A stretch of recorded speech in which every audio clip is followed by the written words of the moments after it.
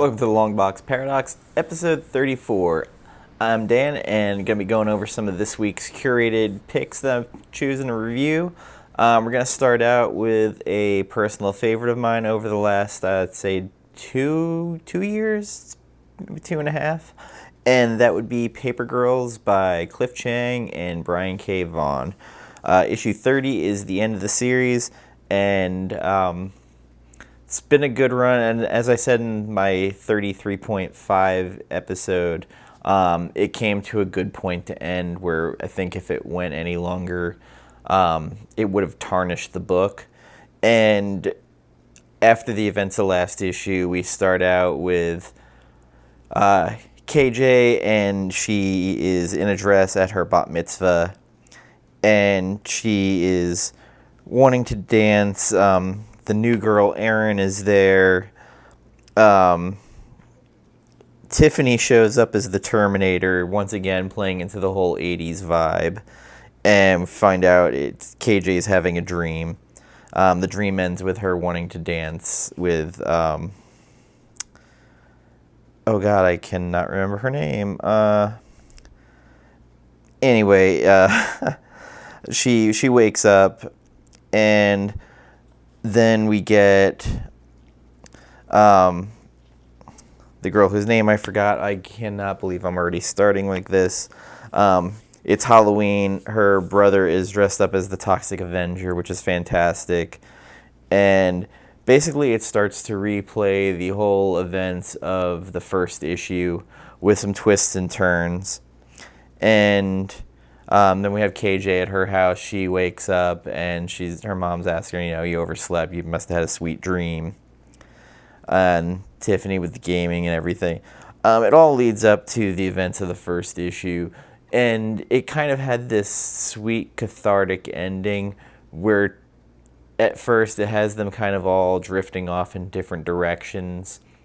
It kind of had that reminder of the end of Stand By Me. But then, all of a sudden, they're like, well, maybe we should just spend another hour together just riding. And they do that, and that's how the book ends. And I think it's a good ending for what it was. All the action, everything happened in the last issue. And this was kind of the tying all the strings together. I wouldn't say it's a happy ending, but nonetheless, it is an ending. I don't know. It's hard to say with this book if it's the perfect ending, because I don't know if there ever was going to be a perfect ending, especially after the way some of the characters saw their futures.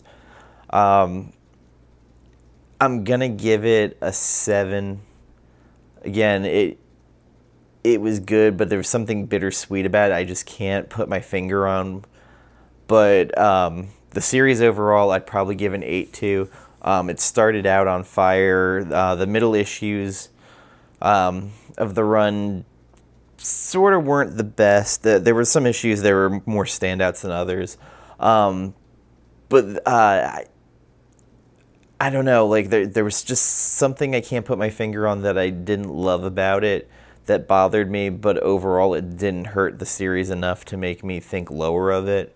And again, this had that 80s vibe ending, which works for this kind of series. I definitely like it. The whole series is a read, but just know you're going to hit certain points, and maybe as a trade, it'll flow better for me. The gaps weren't big, but there were some times where it just, I don't know, I started to lose interest a little bit. Not enough to stop collecting, but it was there in my head going, ah, man, like, I don't know if I like this.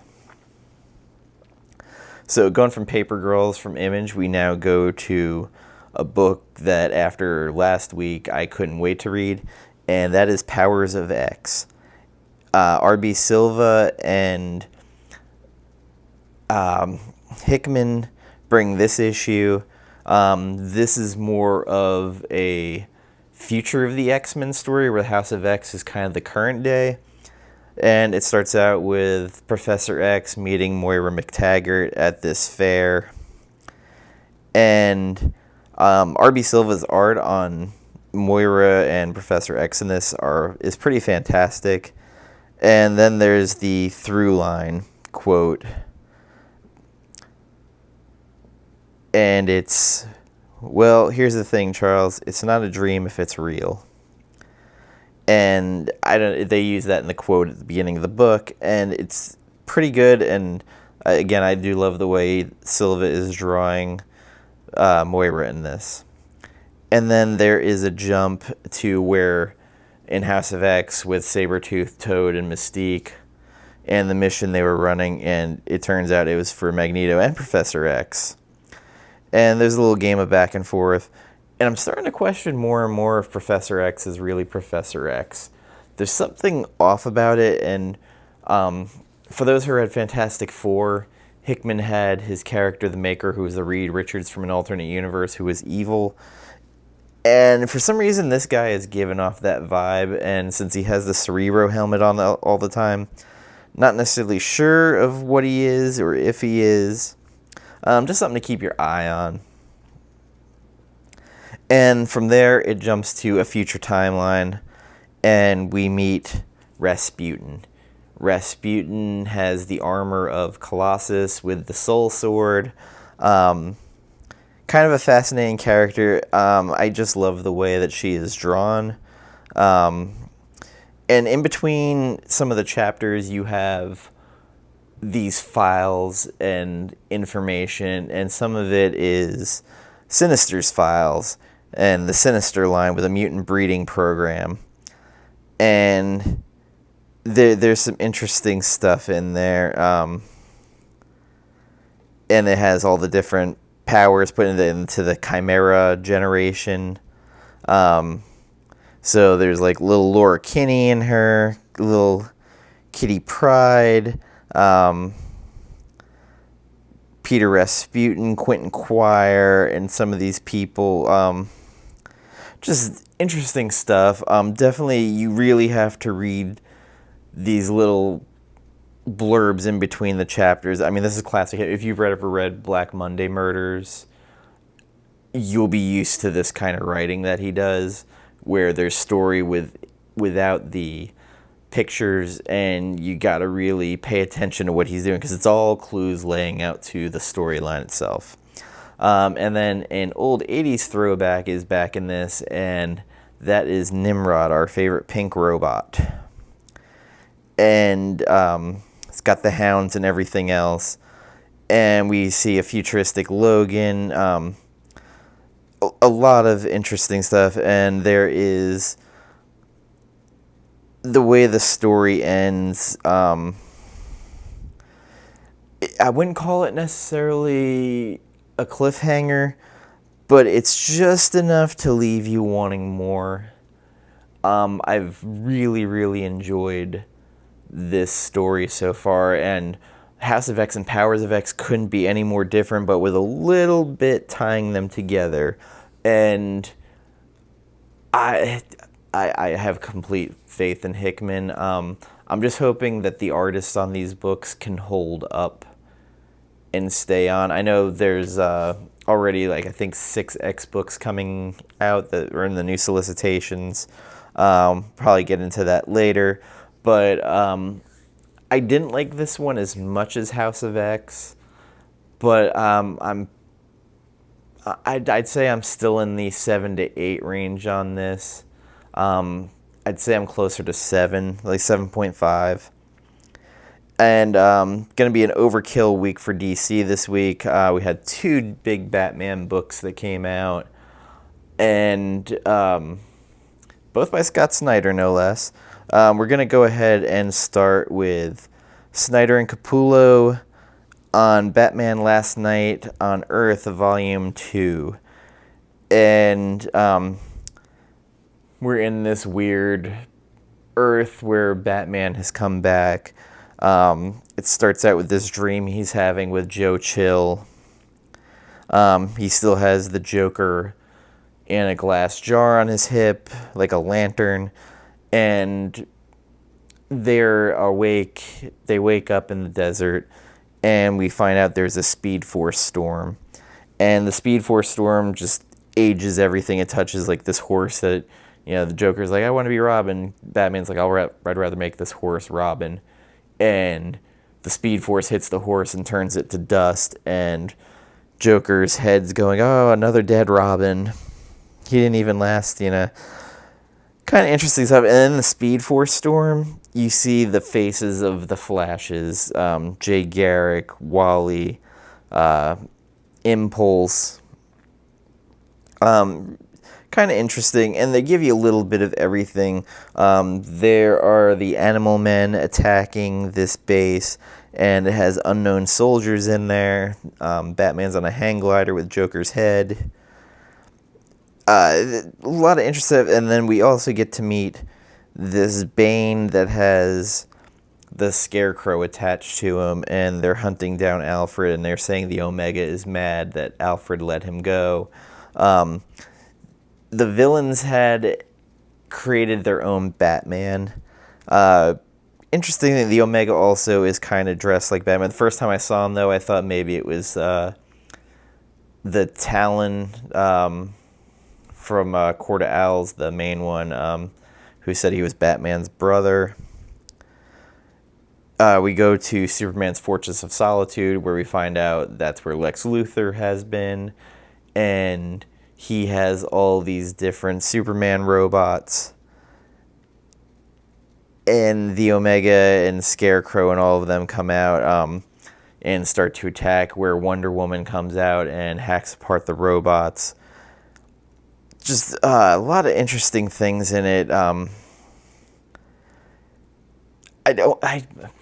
I feel like this is one of those stories, though, that 3 issues isn't going to be enough to really do justice to, I think, the grand scope that Snyder's trying to do, where it just seems like they're just packing so much stuff in here, and Capullo's pencils are very tight, like always. The weird thing is, though, there are parts of this that remind me of Old Man Logan, where there's this one landscape they're in, and they're walking on something, and it turns out it's the Spectre. The Spectre just crumbled. And they see he's riding with, might be through the underworld with Diana, and they're seeing all the dead heroes and all dead bodies, and Batman sees Alfred there. They end up back in Gotham, and the Court of Owls attacks. Batman hears one of the voices, and we find out the lead owl is Dick Grayson. And then that's the end of the book. Again, I feel like there's just too much going on in this book to really do it justice, and it's kind of a shame. Capullo's art is on point. Glapion and Efko, the colors and inks are on point. This is one of those things where I think it's almost overly ambitious for what they're trying to do with the amount of issues they have. I'm gonna give it a 6, and it kind of hurts me to do it because there's a lot here, and a 12 issue might actually have done it more justice. We'll see how they wrap it up in the next issue, where they're just gonna jump right into this battle with the Omega. I like it. I thought issue 1 was better than this one. Some of the reveals were interesting. There's just a tiny bit off that just keeps nagging at me. And it won't stop nagging. And I don't know if maybe when this comes out in a trade, it'll be a better read for me, just to go through all of it in one power read. But as of right now, I'm a little all over the place with it. But I think 6 is 6.5, somewhere about where I feel it deserves to be, at least this issue. And then we go to one I have been wringing my hands over, and that would be the Batman Who Laughs #7. It is finally over. The grand showdown is happening. Of course, we have Jock on art with Scott Snyder writing. The David Finch B variant was the one, in my opinion, to buy. It just was a great looking cover. Nothing against Jock's cover, but that B cover was just great. So going right where the last issue ended, with the Batman Who Laughs injecting Bruce, our Batman, with the more of the serum to turn him into basically himself, the Batman Who Laughs. And he's all shot up and starting to go deeper into the downward spiral of the Batman Who Laughs. While at the other end you have Jim Gordon and his son James with the Grim Knight, and James seems like he's going to turn on his dad, and the Grim Knight is kind of trying to poison the city. There's little Bruce Wayne from one of the other worlds running around, and the Batman Who Laughs shoots Bruce, and while that's going on, the little Bruce is running around. The Batman Who Laughs can't help himself but to go after him. And Alfred ends up shooting the Batman Who Laughs quite a bit, and the Batman Who Laughs starts telling him how close Alfred actually came to killing him in their universe before becoming his servant. And then Batman has set traps for himself of where he thought the Batman Who Laughs would attack him, because of course he'd make it personal because he knows everything. As all this is going on, there's drones going around. They're supposed to spread the anti-serum, but they actually have the serum in there to make everybody go crazy. And Batman's pummeling with the Martha Wayne plaque from the graveyard the Batman Who Laughs, and James, getting egged on by the Grim Knight to attack his father, attacks the Grim Knight, and kind of embracing his lunacy, I guess you could say. And while all this is going on, the Batman Who Laughs and Batman are having their grand showdown, and the Joker comes out and he shoots him. And then we go to the Batcave. Batman from the young Bruce Wayne has gotten these antitoxins in a transfusion that have kind of cleansed all of the Batman Who Laughs venom out of him, and starts talking about how Joker had made these comments about Heartbreaker and how it all led him to believe this latency of the venom in him. And the Batman Who Laughs, he's imprisoned in the Hall of Justice, which I want to say this is kind of how this ends, is where in the Year of the Villain, one of those where the Justice League stories where they break out the Batman Who Laughs against the Joker's wishes. Basically, he didn't want him out, but Lex wanted him. And James and Jim have their moment. I thought it was kind of sweet that they made progress in their relationship. And while all this is going on, we see Jim Gordon later on, and he's out in the street, and he takes off the glasses, and this is the lead into the Batman Superman #1 by Josh Williamson and David Marquez, where we see that Jim's been infected. And it's an interesting cliffhanger. It's almost like a body snatchers thing. I don't love how this ended. Again, it's Snyder hitting that, not sticking the landing. And I'm not sure at this point if I ever think he's going to be able to stick the landing on an ending. The book was ambitious. I think part of what hurt it for me is that I was just burned out on every last bit of this dark universe. I did not love Dark Knight's Metal. I thought that the concept of the Batman Who Laughs was cool. The look definitely was cool. But it was like Venom when he came around, where now I just feel like the Batman Who Laughs is just being shoved down my throat constantly. And that's a me problem, not so much a Snyder problem, but there was just something lacking in this book. It started okay, and then as it went on and went on and went on, I ended up being more interested in the Grim Knight. And maybe that's what I needed more of, because really he just ended up being a flunky, and his origin book was probably the best part of this whole run, in my opinion.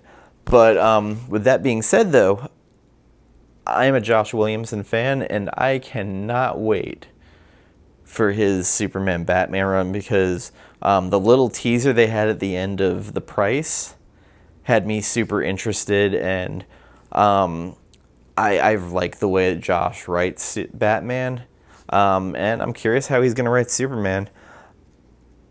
I think I'm going to give this a 5.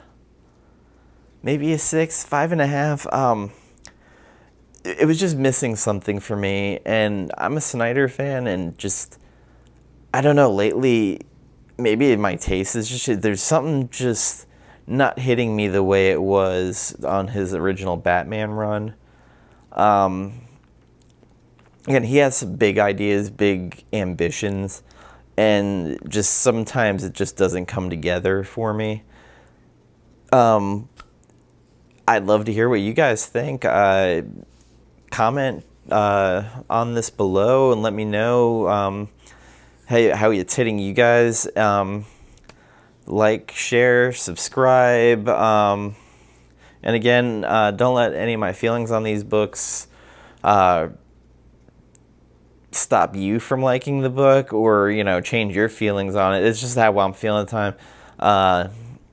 Just right now, I wasn't really feeling the book. So I'd just like to thank you for watching. I hope you had a great new comic book Wednesday, and take care, and I hope you got the books you wanted. See ya.